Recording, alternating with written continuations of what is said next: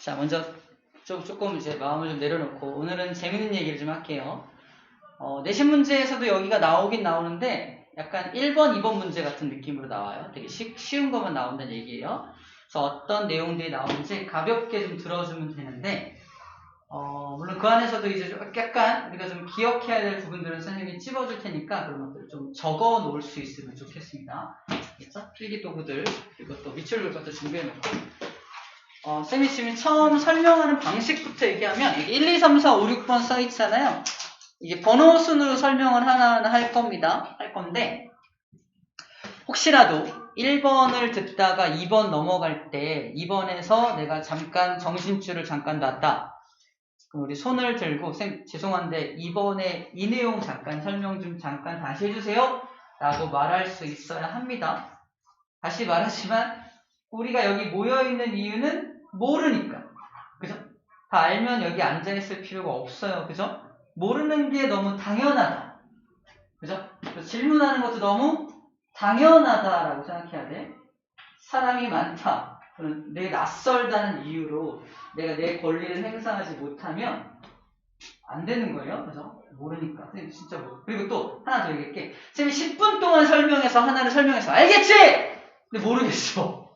질문. 다시 한번 설명해 주세요. 선생님이 10분 동안 설명할까? 아니야. 20초밖에 안 걸려요. 이거는 그러니까 이렇게 하면 이해가 된다고 설명한단 말이야. 내가 질문하면 또 10분 걸릴까봐 고민해요. 아니에요. 절대 그렇지 않습니다. 그 사람이 질문했을 때 얘가 뭐 때문에 모르는지 쌤이 딱 보면 알아요. 그러니까 질문하면 금방 해결해 줄 수 있습니다. 근데 그걸 모르고 넘어가면요. 안 알고 넘어가면 그 다음 게 또 이해가 안 돼. 그죠? 질문 어디서부터 해야 돼? 저 앞에서부터 해야 되지. 그럼 더 일이 복잡해지는 거예요. 되게 안 좋은 습관이야. 학교도 마찬가지야. 학원에 와서 여러분들이 정당한 권리를 행사한다는 건 내가 어쨌든 학원료를 수강료를 제공을 하고 수강료를 내고 앉아있다는 건 쌤한테 최대한 많은 것들을 뽑아가야 하는 거기 때문에 자기 권리를 행사할 수 있어야 됩니다. 물론 떠들어서 옆 사람 방해하면 안 되겠지만 제가 모르는 부분에 대해서는 가져가야 돼요. 알겠죠? 자, 그거 다시 한번 얘기할게요. 질문을 두려워하지 말라라는 얘기였습니다.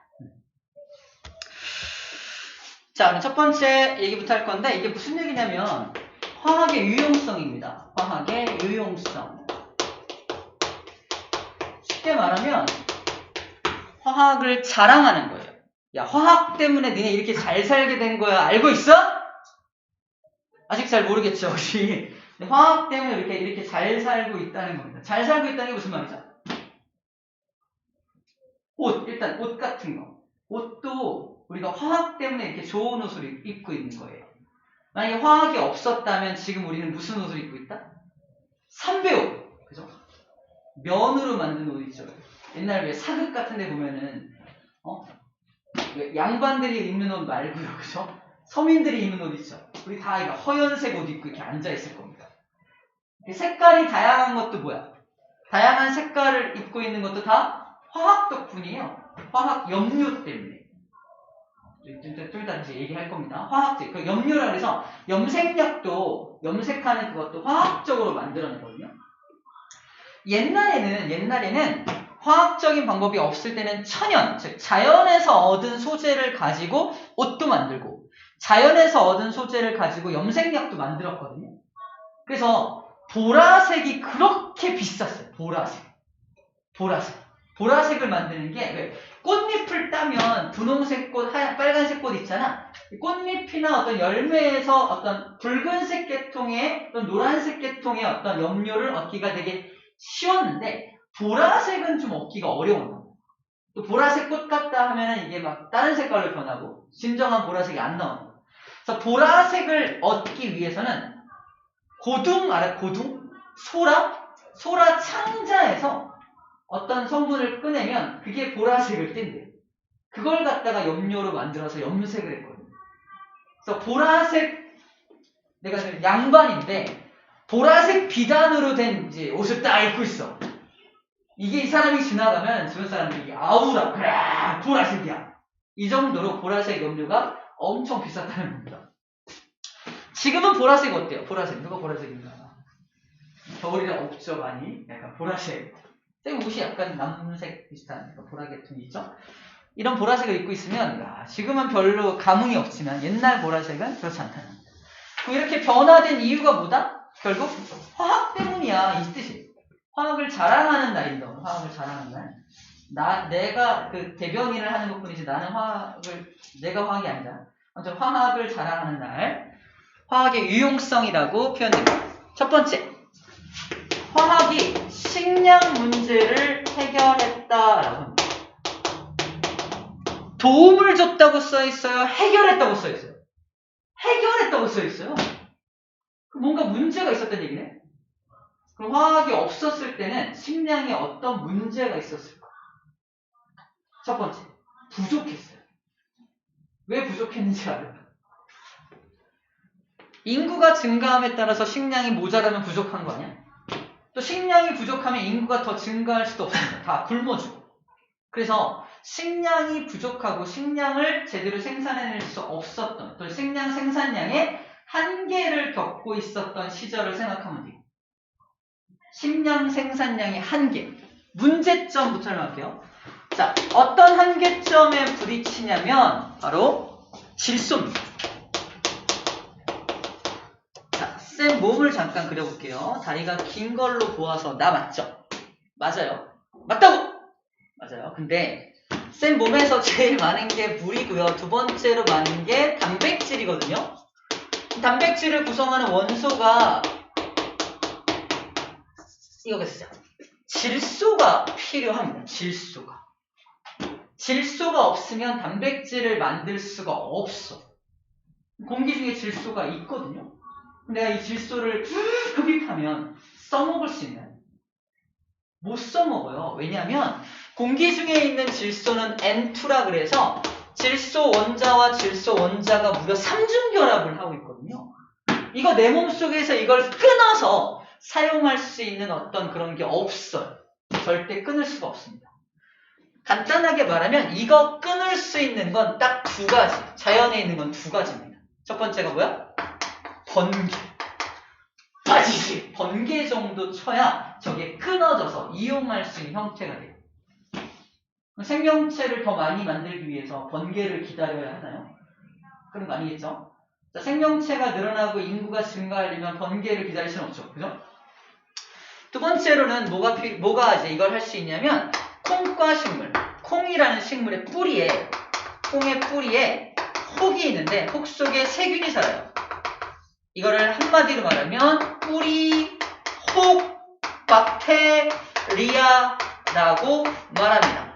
이 뿌리 혹 박테리아가 공기 중에 있는 질소를 끌어다가 자기 몸속에 있는, 즉 세균의 몸속에 있는 효소를 이용하면 저걸 끊을 수 있어요. 끊을 수 있습니다. 그래서 옛날 선조들은 2번에 의존을 했습니다. 2번. 우리 왜 어디야 교도소 가면 무슨 밥 먹는다 그래요? 콩밥 먹는다 그러죠. 교도소 가봤나요? 안 가봤죠. 요즘 콩밥 주나? 안 준대요. 쌀밥 먹거든요. 근데 옛날에 왜 콩밥 먹는다는 표현을 썼냐면 그렇게 콩이 많았어 우리 대한민국에. 왜 대한민국에 콩이 많을 수밖에 없었는지 얘기할게요. 땅에다가 내가 심고 싶은 어떤 작물을 심어요. 이걸 보리라고 할게요. 보리. 자, 보리라는 식물이 자라려고 하더라도 질소 성분이 필요하다, 안 필요하다? 당연히 필요하다. 근데 땅 속에는 질소가 있다, 없다? 없어요. 당연히 N2는 있어요, N2. 땅 속에도 약간 공간이 있으니까 공기 중에 있는 질소가 들어갈 수 있잖아. 하면 저 N2를 이용할 수 있어, 없어? 이 식물도 이용 못 합니다. 보리는 콩이 아니잖아. 콩만 이걸 분해한다니까? 콩만 이걸 분해해서 이용할 수 있어요. 그래서 보리를 그냥 심으면 죽어버립니다. 농사가 되면 안 돼. 그래서 첫 번째, 처음에 땅을 딱 만들고 처음 그 땅에다가 심어야 되는 작물은 무조건 뭐야? 콩을 먼저 심어요. 콩을 심으면 콩 뿌리에 그 식물의 박테리아가, 뿌리옥 박테리아가 질소를 막 분해해서 땅 속에다가 질산, NO3 마이너스, 암모늄, NH4+, 이런 질산이나 암모늄의 형태로 막 땅 속에다 막 만들어놓는단 말이에요. 그리고 나서 사람들이 콩을 뽑아버리죠? 콩 어쨌든 심었으니까 먹어야 될 거 아니에요. 그래서 콩으로 만든 음식들을 개발하기 시작합니다. 두부, 콩 비지찌개, 그죠? 콩밥, 그죠? 또 콩으로 만든 음식 되게 많잖아요. 그죠? 그래서 콩을 이용한 음식들, 된장, 고추장 다 콩인 거 알아요? 다 콩이에요. 매주 다 콩입니다. 콩을 이용한 음식이 발달한 이유가 이거예요. 자, 그래서 첫 번째 1년 차에는 콩을 심어야 하고요. 이제 2년 차 때 드디어 내가 심고 싶은 작물을 심으면 됩니다. 잘 자라요. 땅속에 이런 질소가 포함된 어떤 물질들이 많이 들어있으니까 단백질을 만들 수 있거든. 막 잘 자랍니다. 그래서 2년 차 때 내가 원하는 작물을 심어. 3년 차 때는 또 어떻게 해야 돼? 또 콩 심어야 돼. 이걸 다른 말로 지력을 회복한다라고 표현해요. 지력을 회복한다. 땅의 기운을 회복한다는 표현이 저 질소 성분이 땅속에 얼마나 들어있냐가 지력의 어떤 기준이 됩니다. 그러니까 경련으로 콩을 심어야만 했던 거예요.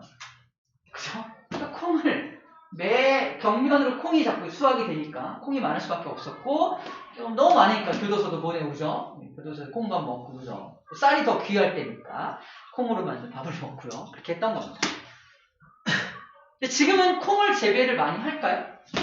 일부러 재배하는 거 말고는 일부러 콩을 위한 어떤 음식을 위한 그걸 재배하는 거 말고 지력을 회복하기 위해 콩을 재배하는 경우는 거의 없습니다. 왜 그럴까? 뭐 때문에? 비료가 개발됐어. 비료가.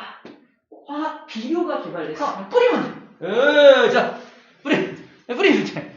화학 비료 뿌리면 됩니다. 뿌리면 질소가 막 쫙 들어가요. 지력 회복, 그냥 직방. 그죠? 회복하면 됩니다. 어렵지 않단 말이에요. 근데 이때는 당시에 콩을 심었을 당시에는 화학 비료가 어딨어, 그지? 똥 모아다가 막 뿌리고, 그죠? 오줌 막 모아다 뿌리고, 그죠? 소똥 모아다가 썩혔다가 뿌리고, 그죠? 이거를 이제 무슨 방법을 하죠? 유기농법? 유기농이 그거죠? 화학 비료 안 쓰고 유기농 하겠다는 게 그겁니다. 결국 그거야. 먹고 싶어. 그래도 몸에 좋다고 막 먹죠? 그죠? 먹어도 돼요. 괜찮습니다. 많이들 먹어. 자, 아무튼 유기농이 그런 거야. 유기라는 말이 그런 겁니다. 자, 그러면 그 화학 비료 덕분에 지력을 금방금방 회복하니까 식량 생산량이 어마어마하게 급증했을 거 아닙니까? 그러면 화학 비료가 있기 전과 화학 비료가 나온 이유가 식량 생산량의 차이가 어마어마하게 차이가 나겠죠. 그래서 그거에 맞춰서 인구도 엄청나게 증가하게 돼요. 그리고 화학 비료를 처음 만들어준 사람이 누구냐? 바로 독일의 하버라는 사람과 보슈라는 사람입니다. 하버와 보슈. 책에 나와 있어요. 하버와 보슈라는 사람이 인공적으로 자료 암모니아를 합성합니다. 암모니아를 합성합니다. 인공적으로 암모니아를 합성하게 되는데, 자, 암모니아의 화학식이 NH3거든요. 얘를 만들어내려면 어떤 원소가 필요해요? 질소가 필요하고요. 수소가 필요하죠. 그래서 공기 중에 있는 질소를 끌어옵니다. 수소도 끌어와요. 근데 공기 중에 있는 수소는 H2 분자 형태로 존재하고요. 공기 중에 있는 질소 역시 N2라고 하는 분자 형태로 존재합니다. 이 형태죠. 자, 둘을 뭉쳐가지고 NH3라고 하는 암모니아를 만들어내야 된단 말이야. 수소는 사실 끊기가 되게 쉬워요. 근데 이 질소를 끊는 게 어때요? 엄청 어렵죠.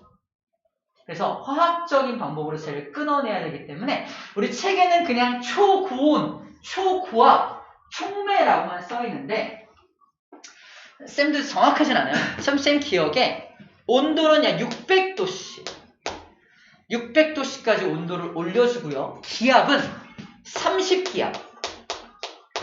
현재 우리가 느끼는 기압이 1기압이거든요. 30배 높은 기압을 가해준 다음에 그래도 분해가 안 되니까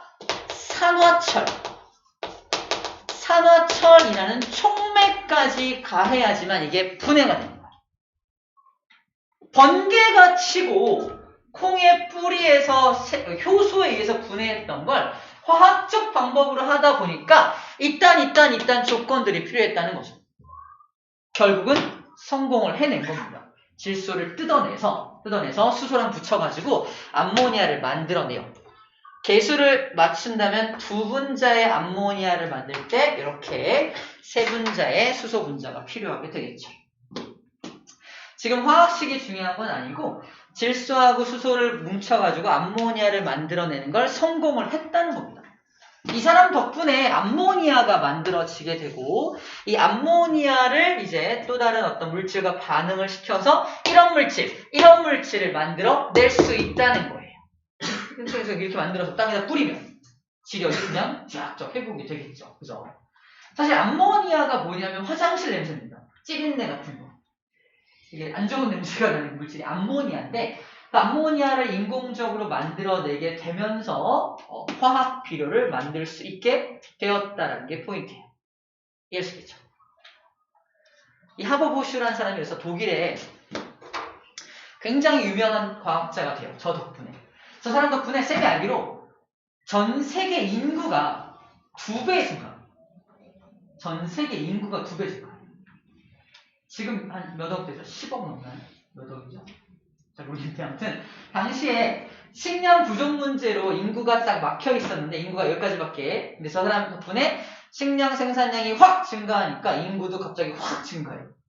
저 사람 덕분에 인구가 엄청나게 증가했다는 거야. 두 번째.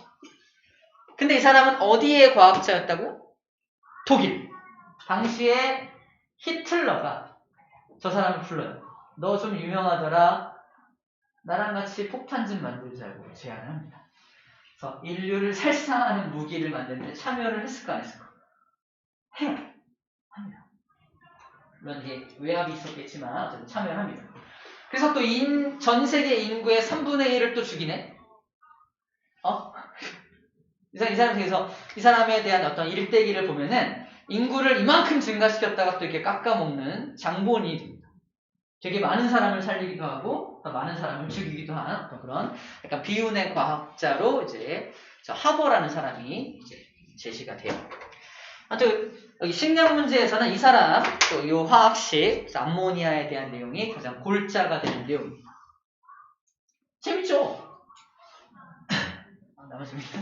아무튼 이런 얘기들이 나와요. 식량 문제를 해결한 거 안 한 거야? 해결한 거 맞죠? 문제가 있었던 걸 해결해낸 겁니다. 이 사람이 저 방법으로 해결을 해낸 거예요.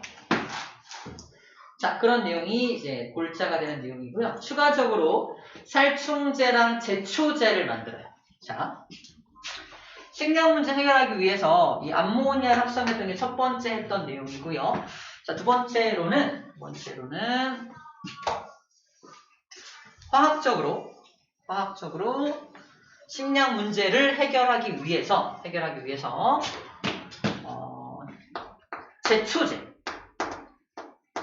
제초제하고 살충제 그리고 화학적인 방법으로 비닐을 만들어냅니다.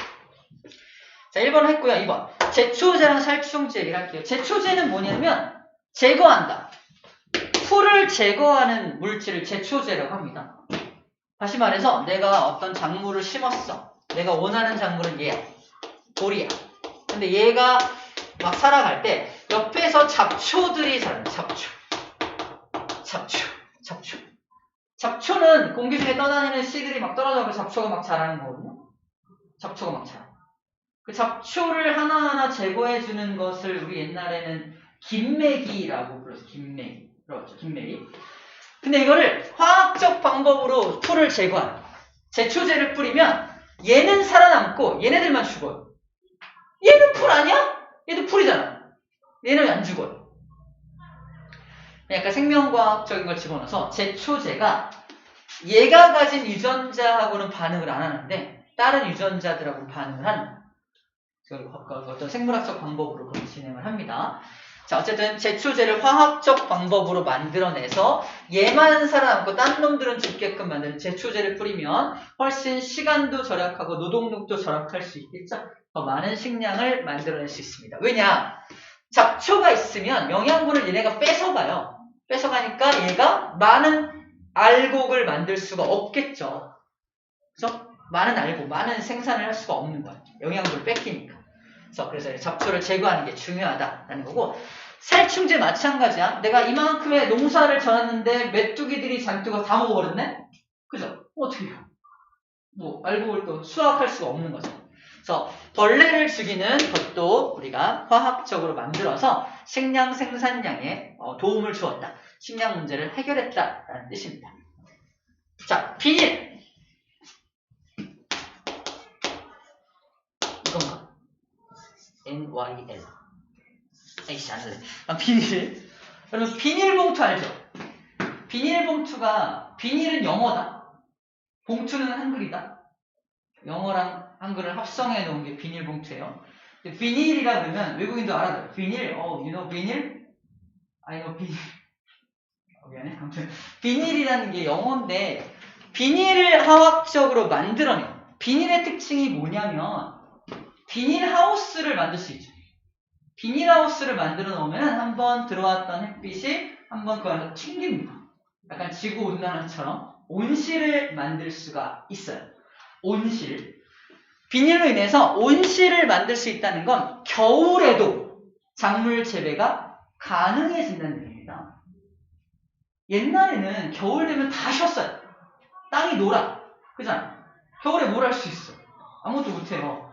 그래서 농한기 그래서 농번기, 농한기 그래서 농번기는 되게 농사가 바쁜 때, 농한기는 쉬는 때거든. 요즘은 농한기가 있어 없어? 없어 저것 때문에. 겨울에도 열심히 농사 짓습니다. 어쨌든 이것 때문에 계절에 상관없이 어떤 식량 또는 작물을 재배할 수 있다는 장점이 생긴 거죠. 식량 생산량이 증가할 수밖에 없겠죠. 자, 이런 건 다 화학적 방법으로 해결해냈다라는 게 골자입니다. 포인트가 되겠어요.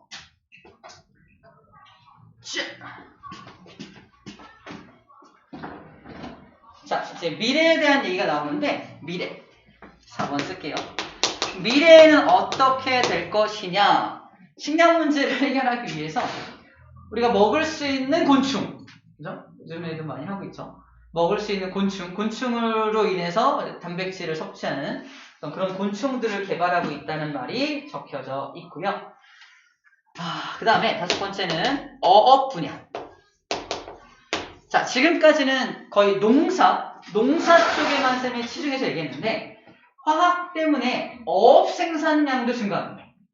물고기를 잡는 생산량도 증가한다는 거예요. 옛날에는 고기 뭐로 잡았냐면은 그물로 잡았어요. 근데 그 그물을 뭐로 만들었을까? 면으로 만든 실. 면으로 만든 실, 또 삼배로 만든 실, 이런 실을 썼단 말이야. 비단을 쓰진 않았겠죠? 누에고치 실을 쓰지 않았어요.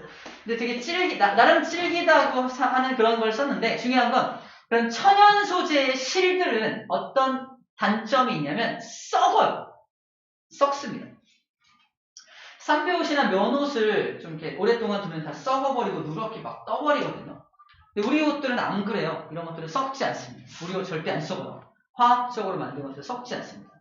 근데 옛날 천연 소재로 만든 건 썩어요. 그물도 썩어버립니다. 오래 두면. 그래서 어느 날 처음 만든 지 얼마 안 된 그물은 잘 잡히겠지만 시간이 좀만 지나면 다 터져버려요. 터져버려요. 많은 걸 잡을 수가 없는 거예요. 되게 많은 양이 잡히면 오히려 불안해. 터져버리면 어떡하지? 그죠? 그랬는데 이제 그물 소재가 바뀐 거야. 화학적으로. 들어봤죠? 나일론 뒤에 나오는데 섬유 중에 나일론이 이제 최초의 합성 섬유예요. 최초로 합성해낸 섬유입니다. 미국의 어떤 과학자가 만들었는데 그 나일론이 썩지도 않고 엄청 튼튼해요. 그 나일론으로 만든 밧줄은 진짜 끊어지지 않습니다. 어쨌든 그 나일론으로 그물을 짜서 했더니 엄청 튼튼하고 썩지도 않아. 어업 생산량이 증가할 수밖에 없겠죠. 또 책에 나온 예가 뭐냐면 가두리 양식. 이렇게 그물을 쳐놔서 그 그물 안에서 물고기를 키우는 거야. 그 안에서 물고기를 키워서 양식을 할 수 있게 됩니다. 전에는 만약에 삼배나 면으로 만든 그물을 쳐놓고 오랫동안 그 안에 두면 어떻게 돼요? 다 썩어버리겠죠. 다 없어져 버립니다. 또 이렇게 물고기가 계속 쪼으면 뜯어져요. 그죠? 양식을 할 수 없는 거야. 양식이 가능하게 된 거죠. 그 그물 덕분입니다. 화학적 방법으로 그래서 이게 가능하다라는 말을 하고 있는 겁니다. 이게 첫 번째. 식량 문제에 대한 재미있는 이야기는 여기까지 하겠습니다. 자, 이제 두 번째 얘기를 좀 해볼게요. 의료 문제. 연결되는 내용인데, 자, 의료에도 문제가 있었다는 얘기인데요. 아까 방금 계속했던 얘기들이야. 천연 소재의 어떤 소재들은 잘 썩고, 잘 찢어지고, 또 불에도 약하고, 이런 것들 때문에 어떤 한계점이 있었는데, 화학적으로 어떤 섬유들을 만들어냅니다. 책에 나온 세 개의 섬유가 제시되고 있어요. 첫 번째가 나일론, 두 번째가 폴리에스터, 세 번째가 폴리아크릴.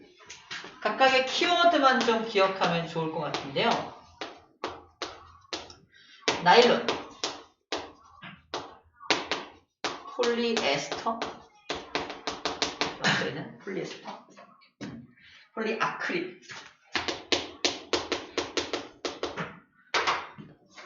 기억할지 모르겠지만 이 폴리라는 말은 여러 개를 연결했다는 뜻입니다.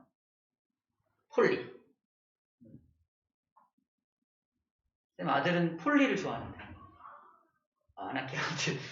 폴리라는 말 뜻은 영어로 폴리라는 뜻은 여러 개 연결된 뜻이에요.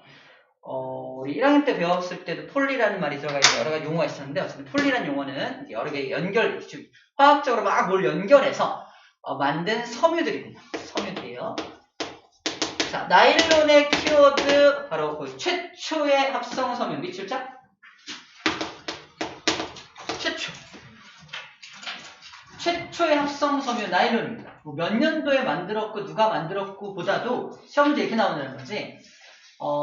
다음 섬유 중에서 최초의 합성 섬유가 뭐냐고 물어본다는 거. 그냥 직관적으로. 이렇게 쭉 써주겠죠. 나일론, 폴리에스테르, 폴리아크릴 또 여러 개를 쫙 써놓고 나서 최초의 합성 섬유를 찾는 문제가 나오게 됩니다. 당연히 나일론이라고 써주면 돼요. 매우 질기고 유연하고 신축성도 좋습니다. 그래서 스타킹, 밧줄, 그물, 칫솔 같은 것의 재료로 이용이 돼요. 그냥 재밌는 얘기인데 쌤이 인터넷 쇼핑을 막 하다가 양말이 엄청 싼 거야. 중국산이래. 한번 사보고 싶은 거지. 샀다?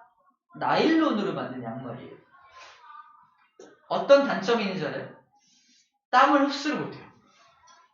땀 흡수가 안 돼요. 저 발냄새가 어우 장난이 아니었던 버렸어요. 버렸습니다. 저 도저히 실을 수가 없어요. 아무튼 그런 게 나일론의 특징이에요. 나일론이 찌르기기도 하고 되게 좋은 것만 써놨어. 근데 우리 천연 섬유들은 이제 땀을 잘 흡수하고 배출하고 이런 걸 잘하는데 이런 인공 섬유들은 그런 걸 잘 못합니다. 특히 나일론 같은 건 그걸 못해요. 두 번째 폴리에스테르. 자, 이건 키워드는 가장 널리입니다. 가장 널리 사용된다. 우리가 입고 있는 옷 다 폴리에스테르 성분이 들어있어요. 폴리에스터가 그 유명한 폴리에스테르. 폴리에스테르. 이 옷의 뒤에 이렇게 하얀색의 어떤 쪽지 같은 거 이렇게 달려있잖아. 거기 읽어보면 무슨 소재로 되게 나와있죠. 우리 이런 외투 같은 것들은 다 폴리에스테르 소재가 더 비율이 크고요. 속옷 같은 경우는 면이 비율이 더 크고 이렇게 비율적인 차이가 있을 뿐 폴리에스테르가 안 들어간 건 거의 없습니다. 그래서 가장 널리 사용되는 게 이 녀석이다 라는 거고, 이 아크릴, 폴리아크릴 같은 경우는 기능성인데 키워드는 모입니다. 모가 뭐냐면 털이야. 약간 털 같은 느낌이 나게 만드는 게 폴리아크릴. 니트라 니트 소재. 니트라 그래서 약간 이렇게 울룩불룩한 어떤 그런 옷들 있잖아요. 니트 소재가 폴리아크릴 소재입니다. 니트 소재. 책에 나와 있죠. 니트. 모와 유사한 보온성이 있다. 니트나 양말에 이용된다. 이렇게 표현되어 있습니다. 자, 이런 것들이 합성해서 인공적으로 만든 거구나. 이런 것들이 나오기 전에 어떤 문제점들과 이런 게 나오고 나서의 좋은 점들을 비교해서 생각할 수 있으면 되겠네요. 또 아까도 말했지만 합성 염료, 염색약도 화학적으로 개발을 해서 옛날에 굉장히 귀했던 어떤 색깔도 지금은 쉽게 만들어낼 수 있게 되었다. 그래서 되게 다양한 옷 색깔도 만들어내게 되었다라는 거고요. 거기 체크, 모브라고 하는 거 있죠. 모브하고 연결되는 건 말라리아입니다. 말라리아 연구하다가 이제 알아낸 어떤 염색약이 모브라는 거예요. 뭐 누가 만들었는지보다도 모브라고 하는 염료는 최초의 또 합성 염료인데 최초의 합성 염료인데 말라리아 연구 중에 어떤 개발이 되었다라는 정도 그냥 밑줄 그어서 이런 게 있었다라는 정도로 알고 있으면 되겠습니다. 자, 그럼 미래에는 어떤 것이 나올 것이냐? 자, 미래에는요. 기능성 섬유, 더 기능성인 거, 뭐 불에 절대 타지 않는 섬유, 그죠? 또는 굉장히 강력한 탄성을 가진 섬유, 총알을 맞아도 튕겨내는 섬유. 그 옷을 입고 있으면은 총알 다 튕겨내. 지금 방탄조끼 그래서 조끼도 있잖아. 되게 두꺼워요, 그죠? 근데 얘는 그냥 가벼운 티 같은 걸 입었는데 막 총알 다 튕겨내. 이러면 되게 좋겠죠, 그죠? 자, 그리고 우주선을 날려보낼 때 지금은 금속으로 동체를 만드는데 섬유를 갖다 만들 수 있다면 굉장히 가벼워지겠죠. 근데 튼튼한 건 금속 못지않게 튼튼한데 굉장히 가벼워지면 걔를 우주로 날려보낼 때 소모되는 연료량이 줄어듭니다. 지금 그 무거운 걸 올려보니까 연료를 어마어마하게 소모하는 건데 이걸 섬유로 동체를 만들 수 있다면 되게 가벼우니까 더 쉽게 연료 소모 적게 해서 날려보낼 수도 있겠죠? 자, 그런 섬유를 슈퍼 섬유라고 나와 있습니다. 슈퍼 섬유, 고강도, 고탄성의 특성의 섬유들, 슈퍼 섬유, 개발 중이다. 이런 얘기를 하고 있는 거예요. 아, 그런 것들을 하고 있구나. 라는 정도로 생각하면 되겠습니다. 자, 벌써 세 번째입니다. 주거 문제.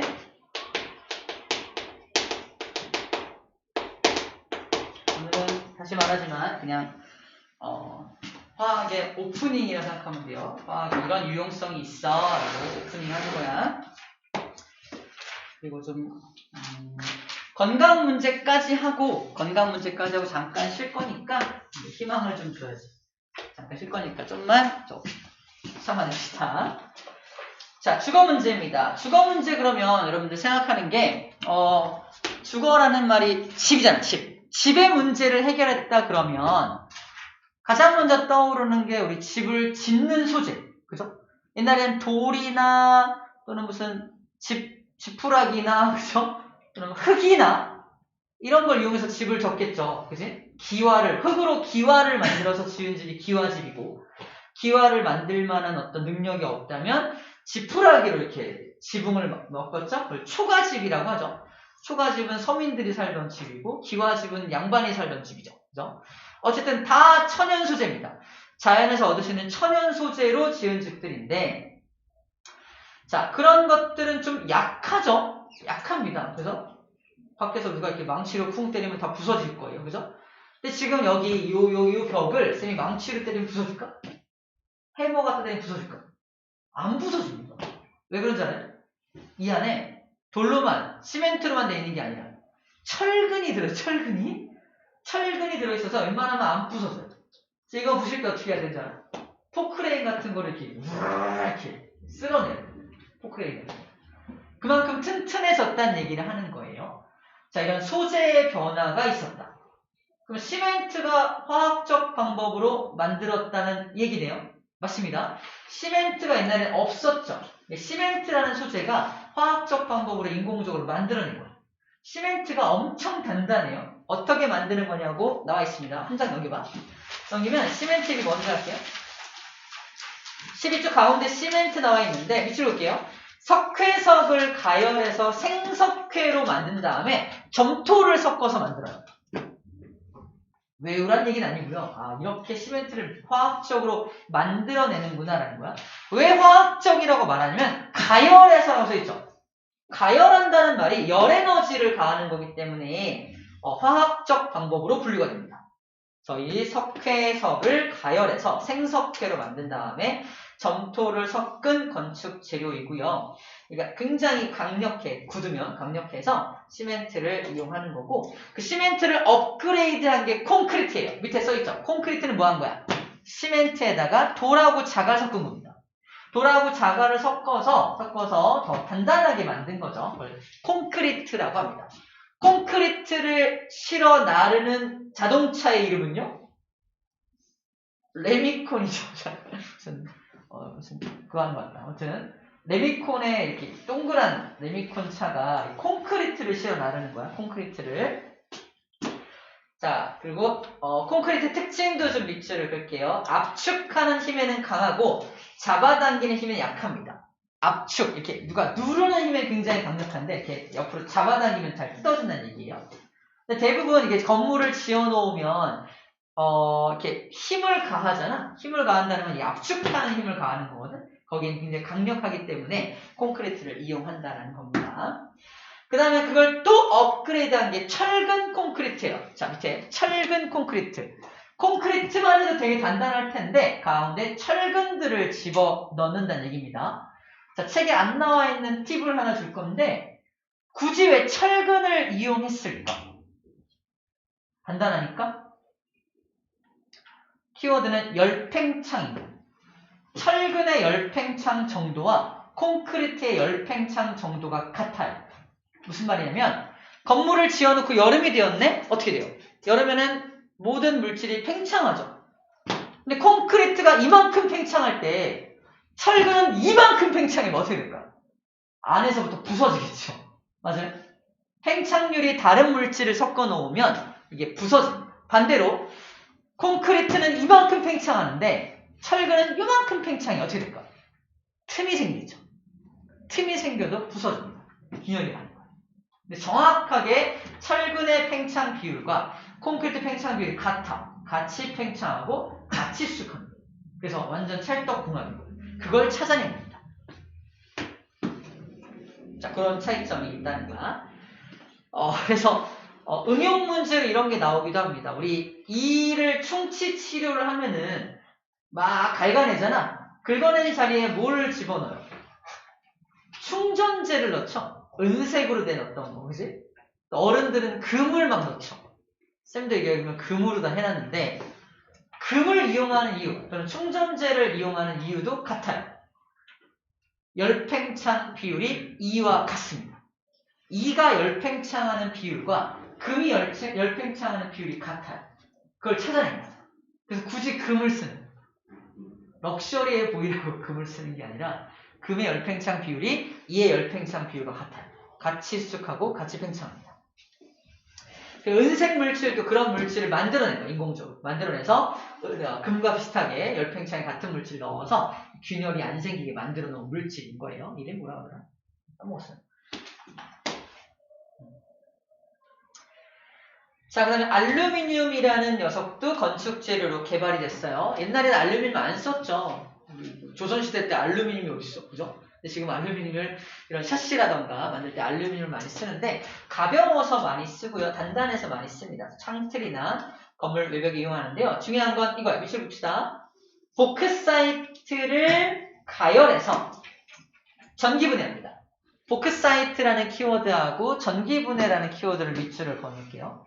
보크사이트가 이제 알루미늄 광석이에요. 거기서 알루미늄이 나오는 건데 보크사이트를 열을 가해서 액체로 만든 다음에 그 액체 상태인 녀석에다가 플러스 마이너스 전기를 가하면은 거기서 알루미늄이 한쪽에 모입니다.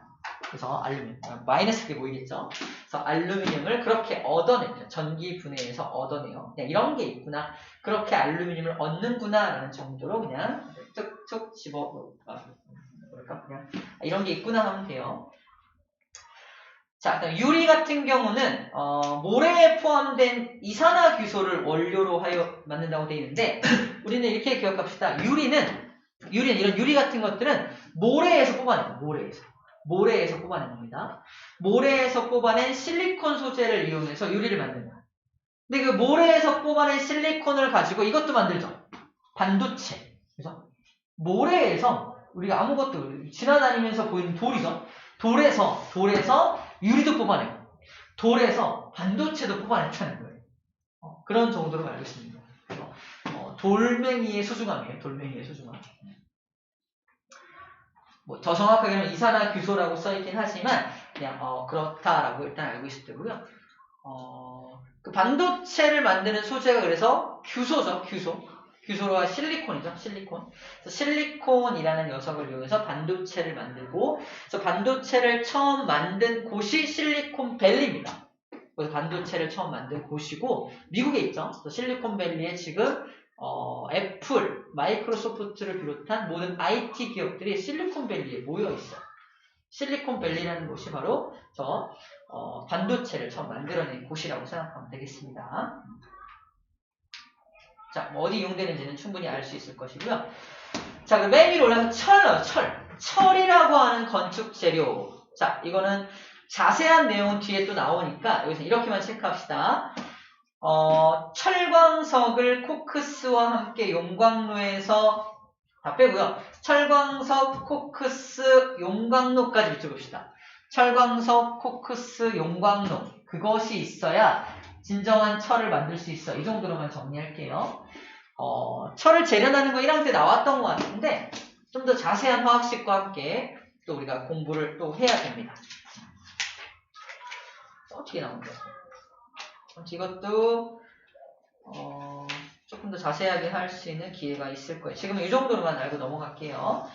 그 다음에 단단하고 내구성, 현재 가장 많이 사용되는 금속인 거 알고 있어야 되고요. 자, 이건 무슨 말이냐면 이런 말이야. 우리 인류의 시작은 석기 시대죠. 구석기 시대, 신석기 시대. 그 다음 무슨 시대예요? 청동기 시대죠. 여기까지 공부하다가 이제 역사 버리잖아. 아닌가? 그러니까 청동기 시대 다음은 또 무슨 시대예요? 철기 시대가 시작되죠. 그럼 시간이 훨씬 많이 지난 지금은 무슨 시대인지 알아요? 지금도 철기 시대입니다. 자, 무슨 시대를 결정하는 건 그 시대에서 가장 많이 사용하는 어떤 금속이 뭐냐가 결정을 한다고 보면 됩니다. 또는 도구가 뭐냐. 지금도 철을 가장 많이 이용해요. 지금도 철기 시대로 분류가 되어 있어요. 아직도 철기 시대를 살고 있는 거야. 뭐 IT 정보화 시대 이러면 안 됩니다. 그죠?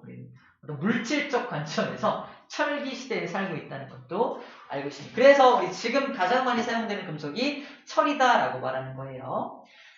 자, 그 다음 나오는 게 스테인리스라고 나와요. 미쳐봅시다. 스테인리스 어떻게 만든다? 크롬하고 철을 섞은 겁니다. 첫 번째, 건축 재료. 건축 재료에 대한 얘기 중인데, 철하고 크롬이라는 걸 섞으면 스테인레스를 만들 수 있다는 얘기인데, 스테인레스가 영어로 스테인 플러스 LESS인데요. LESS가 뭐냐면 뭐뭐가 없는, endless love, 끝없는 사랑 이 뜻이잖아. 그치? 왜 이러지? 분위기 왜 이래? 아무튼 less란 말이 뭐뭐가 없는 이란 뜻인데 stay는 뭐야? 이게 녹이에요. 녹, stay. 녹슬지 않는 물질입니다. 할머니들은 뭐라고 불러요? 스댕. 스댕 그릇. 그죠? 스댕이죠, 스댕. 나름 스테인리스를 그죠? 스탱이라고 불러 영어를 하신 거야 그분들이. 자, 스탱 그릇입니다. 스탱 그릇. 절대 녹슬지 않기 때문에 어디 이용된다? 주방용품에 이용이 되죠. 스테인리스 성분들이 다 주방용품에 이용이 됩니다. 자, 크롬하고 섞어야 저게 되는구나라는 거예요. 여러분 쿠롱 알아요? 쿠롱. 뽀로로의 쿠롱 알아요? 쿠롱. 여기서 쿠롱이 요리를 해요. 상상하세요. 쿠롱이 요리합니다. 뭐 갖다 요리하겠어? 스테인리스를 요리를 해요.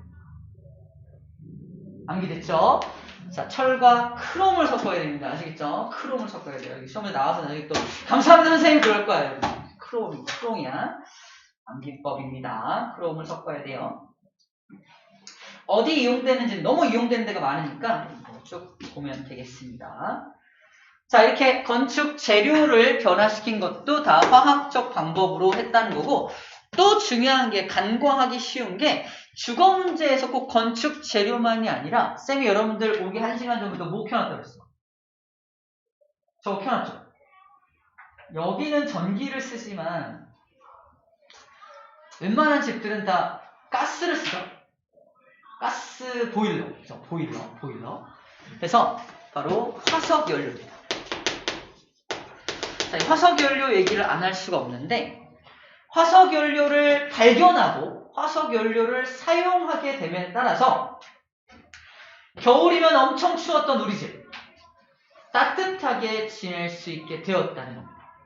주거 문제가 해결됐다는 거예요. 이해됩니까? 주거 문제 해결해서 어떤 보온성, 그죠? 따뜻하게 지내는 거. 이것도 되게 질적으로 되게 좋은 거라서 간과하기 쉽다고 말하는 거야. 화석 연료를 이용함으로 해서 주거 문제가 해결되었다는 건 난방에 대한 얘기를 이야기하는 거야. 난방을 할 수 있게 되었다. 난방할 수 있게 되었다. 자, 그래서 우리 화석 연료를 하면서 난방 또는 뭐 요리할 때도 이용을 했죠. 저거를 요리할 때도 우리 가스렌지 있잖아요. 가스렌지 요리할 때도 저걸 이용해서 안락하게 취사를 할 수 있게 되었다라는 거고요. 세 번째로는 바로 이렇게 씁시다. 플라스틱이라고 써요. 플라스틱.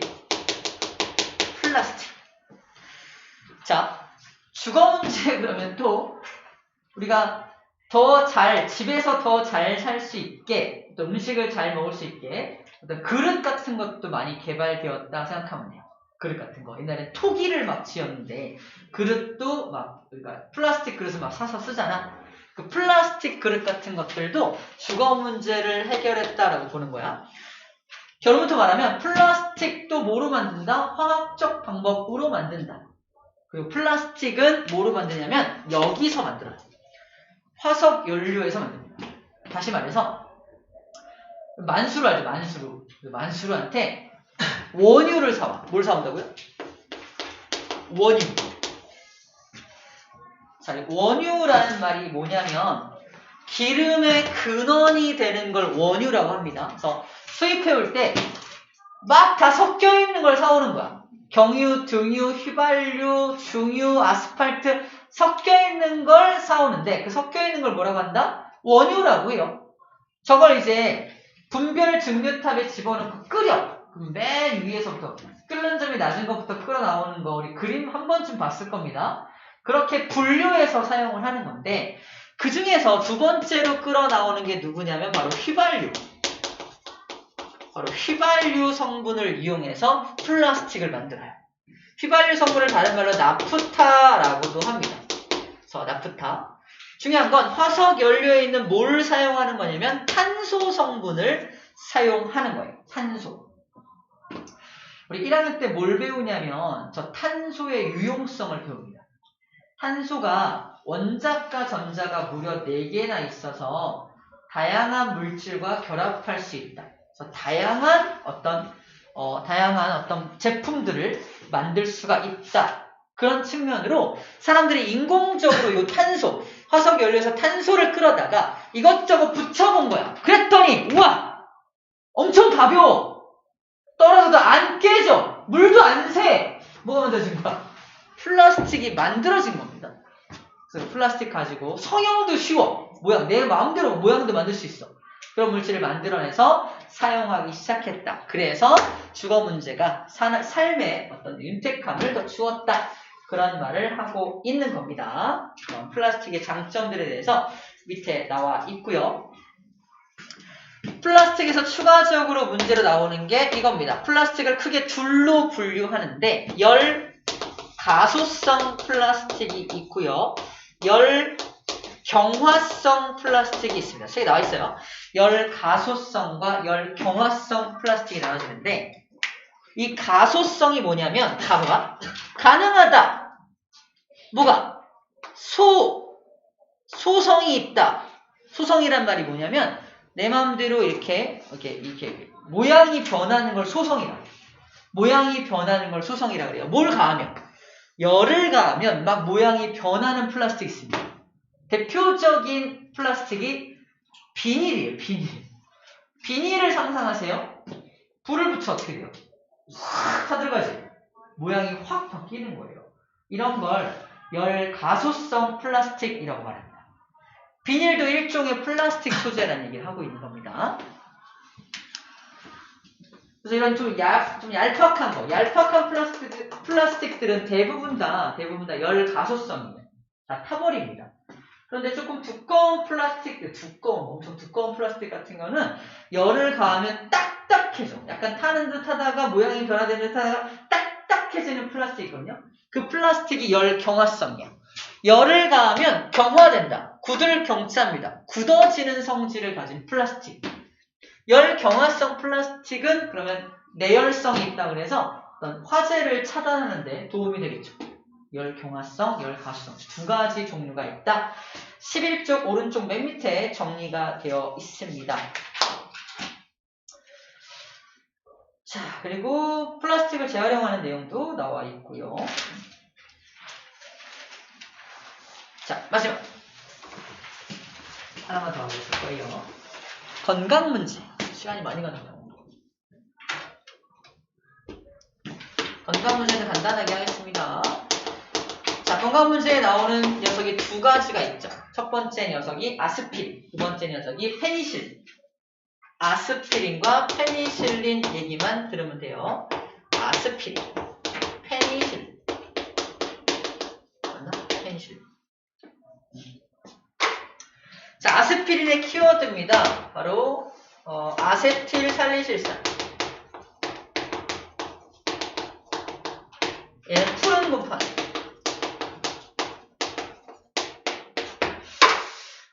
자, 그리고 얘는 최초의 합성 의약품. 최초. 항생제. 자, 이런 키워드들만 좀 기억할 건데, 아스피린 얘기를 좀 잠깐 해줄게요. 아스피린은 이런 거요. 최초의 합성 의약품이니까 아스피린이라는 의약품이 나오기 이전에는 약이라는 개념이 없었다는 얘기입니다. 약이라는 개념이 없었어. 인류에게 약이라는 개념이 없었어. 다시 말해서 그냥 아프면은 뭐 이렇게 뜯어먹으면 풀을 뭐를 뜯어먹으면 좀 안 아프더라. 그걸 민간요법이라고 부르죠. 민간요법. 민간요법에 의존했지 약을 먹진 않았어요. 근데 이게 개발되면서 최초의 약이 나온 거야. 이 약을 먹으면 열이 내려. 안 아파. 이런 약이 처음 나온 거야. 대단했겠죠. 당시 인기가. 지금도 인기 있는 제품입니다. 자, 저 약의 성분이 뭐냐면 바로 버드나무 껍질이에요. 옛날에 아프고 열나고 아프면 힘든 몸을 이끌고 버드나무로 달려가요. 그래서 껍질을 막 벗겨서 껍질을 우걱우걱 씹어 먹어요. 어떻게 하면서? 하면서. 왜 되게 역하거든. 엄청 역해요. 토가 막 나올 것 같아. 그래도 참고 막 삼켜야 돼. 그게 버드나무 껍질이야. 그 버드나무 껍질 안에 이 성분이 들어있어. 아세틸살리실산이라는 성분이 들어있고요. 저 성분이 어떻게 해주냐? 해열 진통 작용을 해줍니다. 해열이란 열을 내려주고요. 진통이란 안 아프게 해주는 거거든. 그래서 그 억지로 먹는 거야. 그래서 화학자들이 저 버드나무 껍질을 연구하다가 역하게 만드는 성분을 화학적으로 뜯어내. 그리고 맛있는 성분을 붙여. 그렇게 만든 게 저 녀석이야. 간단하죠? 이 성분, 아세틸살리실산이라는 성분은 살리고 역하게 만드는 부분만 치환기를 뜯어내고 다른 걸 붙인 거지. 비슷하게. 그래서 맛있게 만들어낸 거야. 맛있다기보다 역하지 않다고 생각하면 돼요. 그래서 그렇게 만들어낸 게 최초의 합성 의약품 아스피린입니다. 호프만이라는 사람이 만들었다고 되어 있네요. 자, 두 번째, 페니실린. 페니실린은 2차 세계대전 때 개발이 돼요. 1차 세계대전 때는 페니실린이 있었어요? 없었어요. 현재는 1차 세계대전입니다. 선생님 오랜만에 나오네. 자, 1차 세계대전이요. 선생님이 1차 세계대전에 참여했던 어떤 군인이에요. 근데 총알이 날아오는 걸 내가 발견하고 싹 피해요. 으악 피했어. 그럴 수 있었을까? 왜? 그랬다고 치자. 근데 피하다가 잘못 피해서 살짝 어깨를 스쳤네. 아이씨. 피가 조금 나요. 근데 여기서 뭐가 번식한다? 세균이 번식합니다. 당시에 세균이 번식한다는 개념을 몰랐을 뿐더러 이거를 막을 수가 없어. 세균 번식을 막을 수 있는 약도 없고요. 세균 번식을 막기 위한 어떤 수단도 몰랐을 때 어떻게 해요? 세균이 계속 번식하죠. 세균이 번식하면 막 썩어 들어갈 거 아니야? 어떻게 한다? 잘라내. 안 그러면 죽어. 온몸으로 세균이 번식돼서 죽으면, 온몸으로 세균이 번식되면 죽어버려. 그래서 이게 온몸으로 퍼지기 전에 잘라내. 어떻게 했는데? 총알이 스쳤는데 팔을 잘라야 돼. 다리에 스치면요? 다리 잘라야 돼요. 그래서 옛날에 상위 군인들, 전쟁에 참여했던 군인들이 다리가 없는 군인, 팔이 없는 군인이 그렇게 많았던 이유가 페니실린이 없었기 때문입니다. 페니실린은 뭐 하는 녀석이야? 그 세균을 죽여요. 세균을 잡아 죽입니다. 되게 재밌는 건 세균만 잡아 죽여요. 세균만. 자, 어떻게 개발됐냐면요. 어떤 사람이, 플레밍이라는 사람이죠. 플레밍 사람이 배지에다가, 배지란 영양물질을 가지고 있는 페트리 접시를 말해요. 배지 2개를 준비한 다음에 세균들을 키우고 있었는데, 우연히 오른쪽 배지에 푸른 곰팡이가 와서 하나 떨어진 거예요. 플레밍 입장에서는 실험 망친 거예요. 망했다! 이러고 있었어요. 팽개쳐 놨어요. 근데 왼쪽 접시에서는 세균이 막 득실득실해. 오른쪽 접시에서는 그 푸른 곰팡이가 떨어진 그 주위에 세균이 하나도 없어. 이거 혹시 푸른 곰팡이가 세균이 번식하지 못하게 만든 건 아닐까? 라는 가설을 세워서 그걸 증명해낸 거죠. 그래서 푸른 곰팡이에서 발생되는 어떤 물질이 세균의 번식을 억제하더라라는 걸 알아냅니다. 어떻게 번식을 억제하냐면 우리 세균의 특징을 좀 알아야 되는데 세균은 세포벽을 가집니다. 마치 식물처럼 세포벽을 가져요. 쌤 몸에는 동물 세포들 대신 세포벽이 있어 없어? 없죠. 그러니까 저 페니실린은 세포벽 합성을 억제시킵니다. 세포벽을 못 만들게 만들어. 그러니까 내가 세균이야. 세균이 증식해야 돼. 야, 세포벽 좀 만들어야 되는데 안 만들어져. 쟤 때문에. 그럼 세균이 증식할 수 있냐? 증식이 안 되겠죠. 세균이 증식이 안 되면 이제 수명을 다한 세균은 죽어버리니까 끝나버리는 겁니다. 세균의 번식을 억제할 수 있다는 얘기입니다. 그래서 우리가 페니실린을 먹으면 나를 이루고 있는 세포에는 전혀 영향을 못 끼쳐. 그치? 나는 세포벽이 없으니까. 그래서 누구만? 세균만 죽인다라고 말하는 겁니다. 세균만 죽인다. 여러분들은 경험을 안 해봤겠지만 어린아이들도 감기 같은 것 또는 세균성 병에 걸리면 항생제를 먹거든요. 항생제 먹으면 설사를 합니다. 항생제 처방해주면서 쌤은 애들이 많으니까 약국 가면은 항생제가 나오면 이거 아이가 설사할 수 있어요 라고 말을 해요. 항생제 먹으면 그걸 왜 설사할까? 죽은 세균이 나가는 걸까? 대장균이 같이 죽어요. 대장균도 세균이잖아요. 대장에 우리랑 함께 공생하고 있는 대장균도 세균이니까 걔도 죽어요. 대장균이 죽으면 배탈이 납니다. 배탈이 나요. 설사를 할 수 있다는 겁니다. 우리는 웬만한 항생제로는 배탈이 안 나지만 어린아이들은 배탈이 잘 나는 편이기 때문에 그래요. 어쨌거나 항생제를 먹으면 배탈이 날 수도 있다라는 얘기까지 얘기를 좀 해주네요. 자, 이 정도 얘기하고 잠깐 쉴 건데요. 13쪽의 문제를 풀고 싶습니다. 그렇죠? 13쪽 문제 빠르게 풀어놓고 잠깐 쉬었다가 할게요. 이게 문제점이 있구나. 여기다 씌우니까 내가 안 나오는구나.